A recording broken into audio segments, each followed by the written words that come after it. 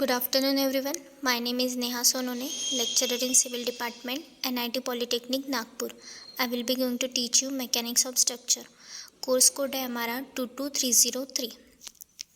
Vision of NIT Polytechnic, Nagpur. Excellence in technical education to empower youth. Mission of NIT Polytechnic, Nagpur.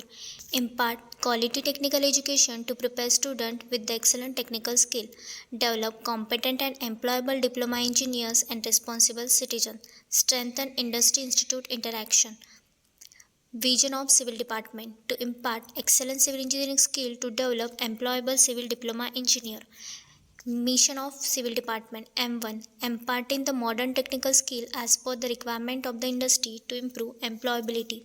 M2 to develop social and environmental responsible civil engineers. M3 effective implementation of teaching learning process to benefit student.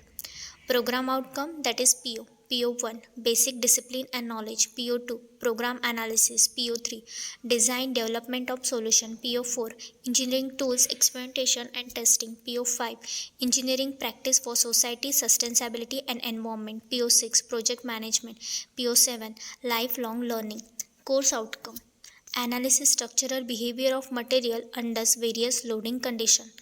Practical outcome, determination of impact strength of mild steel, brass, aluminium, copper, cast iron as per IS 1598 Indian Standard 1598 for ISO test. Practical number 5. Aim, conduct ISO impact test on 3 metal. Apparatus, impact testing machine, testing sample, aluminium, copper, iron. Practical significance, the material possesses various mechanical property. Toughness is one of the important property of the material. Material possess various mechanical property and उसमें से toughness है वो important property होती है material की, वो हमें calculate और फाउंड आउट करनी है. Tough material absorb a lot of energy while brittle material tend to absorb very little energy to fracture. जो हार्ड मटेरियल रहता है वो ज़्यादा एनर्जी एब्जॉर्ब करता है ब्रेक होने को, एंड उससे कम ब्रिटल मटेरियल कम एनर्जी एब्जॉर्ब करता है. In design of many structures and machine, impact loading consider as a important factor, so that's why हम impact loading calculate करने वाले हैं. Objective of the ISO impact test, the object of this test is to determine the energy absorption capacity of material under impact load. Energy of the blow will cause rupture of the test specimen, brass, copper, aluminium. Izod impact testing machine, ये आपको दिखाई दे रही है आइजोड impact test machine. इसका जो base रहता है वो कास्ट आयरन का रहता है और जो हैमर होता है वो 21 kg का होता है. हैमर को उसको पेंडुलम हैमर भी कहते हैं. स्पेसिमन फॉर आइजोड टेस्ट, ये आपको दिखाई दे रहा है, ये है स्पेसिमन जो हम यूज़ करने वाले हैं आइजोड इम्पैक्ट टेस्ट के लिए. इसकी जो डायमेंशन रहती है वो रहती है 75 × 10 × 10 mm, और जो वी नॉच हम प्रोवाइड करते हैं वो रहती है 2 mm की. तो ये हम स्पेसिमन यूज़ करने वाले हैं. Precaution to be followed, the reading must be taken and note down carefully. The specimen should be fix carefully into the jaw of machine. Not should be placed according to the instruction. Safety rules should be followed strictly while releasing the hammer. Now we will start our practical in virtual lab. Now we will start our practical.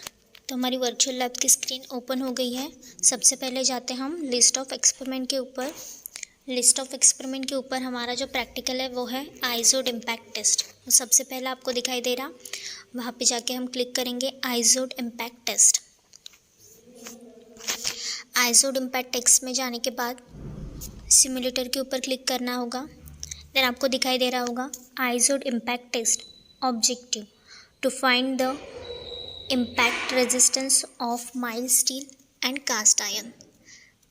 Apparatus use impact testing machine. ये है impact testing machine and apparatus.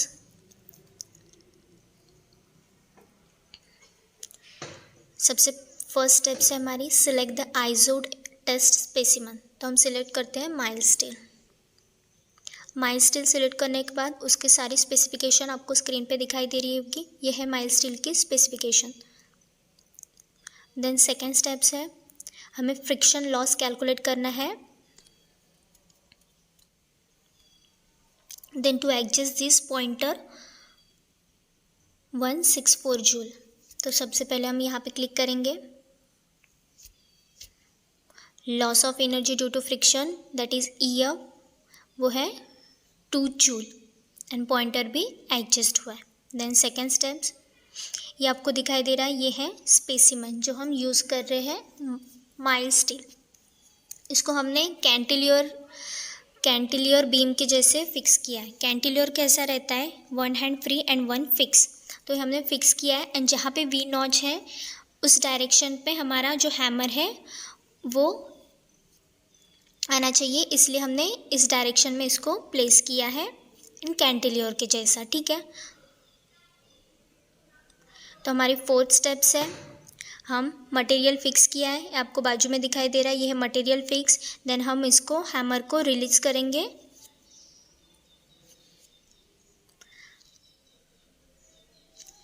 The test space was not broken, हमारा जो specimen था वो broken नहीं हुआ, so impact value obtain is indefinite.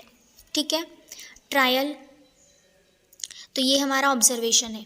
Initial energy सबसे पहले हमने कैलकुलेट की थी 164 joule, average loss that is ईयर्स मत friction loss 2 joule and hammer material break नहीं हुआ, इसकी वजह से हमारी जो वैल्यू आई है वो है इनडिफाइनाइट।